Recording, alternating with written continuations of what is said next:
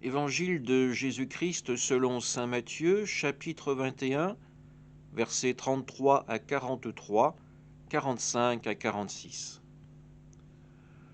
En ce temps-là, Jésus disait aux grands prêtres et aux anciens du peuple, « Écoutez cette parabole. Un homme était propriétaire d'un domaine. Il planta une vigne, l'entoura d'une clôture, il creusa un pressoir et bâtit une tour de garde. Puis il loua cette vigne à des vignerons et partit en voyage. Quand arriva le temps des fruits, il envoya ses serviteurs auprès des vignerons pour se faire remettre le produit de la vigne. Mais les vignerons se saisirent des serviteurs, frappèrent l'un, tuèrent l'autre, lapidèrent le troisième. De nouveau, le propriétaire envoya d'autres serviteurs, plus nombreux que les premiers, mais on les traita de la même façon. Finalement, il leur envoya son fils en se disant « Ils respecteront mon fils ». Mais voyant le fils, les vignerons se dirent entre eux « Voici l'héritier, venez, tuons-le, nous aurons son héritage ».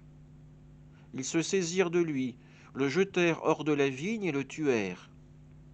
Eh bien, quand le maître de la vigne viendra, que fera-t-il à ces vignerons ? On lui répond « Ces misérables, il les fera périr misérablement. Il louera la vigne à d'autres vignerons qui en remettront le produit en temps voulu. » Jésus leur dit « N'avez-vous jamais lu dans les Écritures ?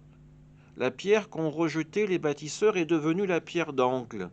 C'est là l'œuvre du Seigneur, la merveille devant nos yeux.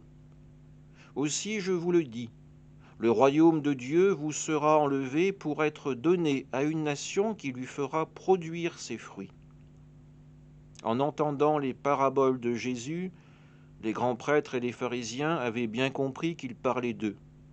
Tout en cherchant à l'arrêter, ils eurent peur des foules parce qu'elles le tenaient pour un prophète. Acclamons la parole de Dieu. À travers cette parabole, Jésus veut nous enseigner une chose essentielle à nous, mais aussi aux grands prêtres et aux anciens du peuple. Nous recevons en cadeau la création. Nous recevons en cadeau ces vignes que notre Dieu a plantées, qu'il a fait grandir et prospérer avant de nous la confier. Et pourtant, nous agissons comme si nous en étions plus que les propriétaires, comme si nous en étions les créateurs.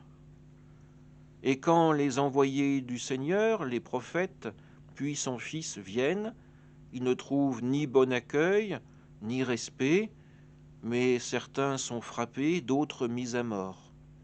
Pire, on veut même s'emparer de l'héritage du propriétaire. Oui, notre comportement est souvent éloigné des valeurs de l'Évangile. Nous voulons nous accaparer des choses qui ne nous appartiennent pas. Nous nous prenons pour les propriétaires de ce qui nous a été confié. Notre orgueil nous aveugle et nous donne de folles espérances, nous faisant entrer dans le péché de la défiance envers Dieu. Alors que ce carême soit pour nous l'occasion de reprendre le chemin de la rectitude, de la foi, de la confiance en Dieu, de la gratitude pour ce qu'il nous donne gratuitement, de la joie d'être les tributaires de son alliance, de pouvoir avancer grâce à lui vers la vie éternelle. Amen.